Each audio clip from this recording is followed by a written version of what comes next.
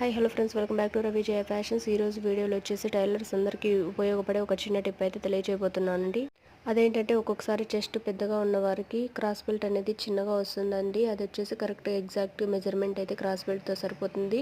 అది మళ్ళీ హోల్ చేసి స్టిచ్ చేస్తే మనకి చిన్నది అయిపోతుందండి. అట్లాగా మళ్ళీ హోల్ చేసి స్టిచ్ చేయకుండా డైరెక్ట్గా మనం బ్లౌజ్కి ఎట్లా స్టిచ్ చేసుకోవాలి ఈ వీడియోలో అయితే చెప్తానండి. మనకి బ్లౌజ్ పీస్ అనేది ఒక్కొక్కసారి శారీస్కి అనేది కొంచెం ఎక్స్ట్రా అనేది వస్తుంటుంది కదా, అటువంటి వారికి అయితే ఈ టిప్ అయితే చాలా బాగా ఉపయోగపడుతుంది.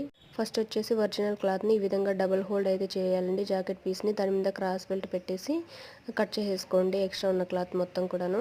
అలా కట్ చేసుకున్న తర్వాత కింద గేడ్ ఉంటుంది కదండి క్రాస్ బెల్ట్ మనకి, ఆ విధంగా గేడ్ రావడం వల్ల మనకైతే మళ్ళీ హోల్డ్ చేసి కుట్టాల్సిన అవసరం అయితే ఏం లేదండి. డైరెక్ట్గా మనము పీస్ డబుల్ పెట్టేసి వీడియోలో చూపించిన విధంగా అయితే మనము కుట్టు వేసేయాలండి. ఈ విధంగా కుట్టు వేయడం వల్ల మనకి క్రాస్ బెల్ట్ అనేది ఎగ్జాక్ట్ మెజర్మెంట్గా సరిపోతుంది.